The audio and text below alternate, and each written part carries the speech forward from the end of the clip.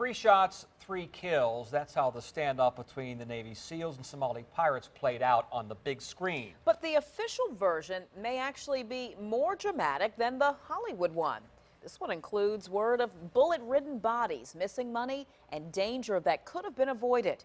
It came out in federal court after the standoff, and now the story is heading back to court. Crew members filed a lawsuit against Maersk that owns the Norfolk-based ship. They say the captain was no hero, and he ignored warnings when he steered them into pirate-infested waters.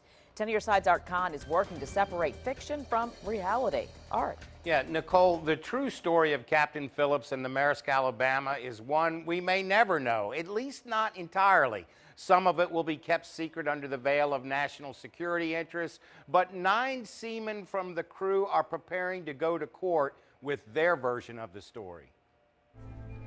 Make them feel like they're in charge, but keep them away from the important things like the generator and the engine controls.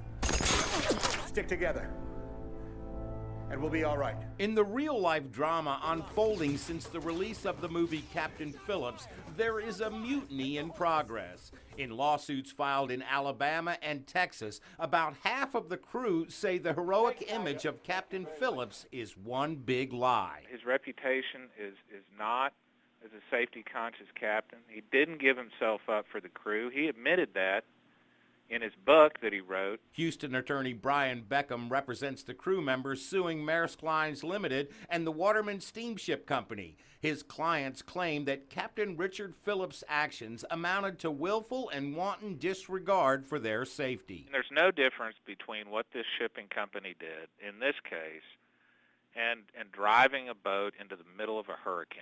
According to crew members, Captain Phillips ignored maritime advisories to stay at least 600 miles off the coast of Somalia due to increased piracy activity in the area at that time. Why would they do that? Why would they put these men in danger knowing that they didn't have adequate protection? And the only answer that we've been able to come up with so far is it saved them time and it saved them money. If you're going to be in the Merchant Marine, you will deal with piracy. Firemen have to go into a burning house. Police have to deal with violent situations. Merchant Marines have to deal with piracy. He made the calls on scene to take care of the ship.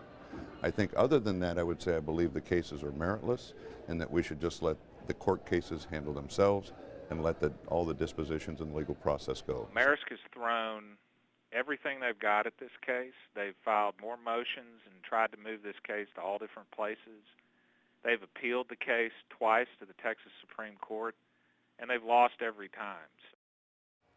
Yeah, well, attorney Brian Beckham told me today on the phone that he'll be in Norfolk next week to take a deposition from the security director for Maersk. He also says the crew wanted this case to go forward long before the movie was released. Art Kohn, 10 on your side.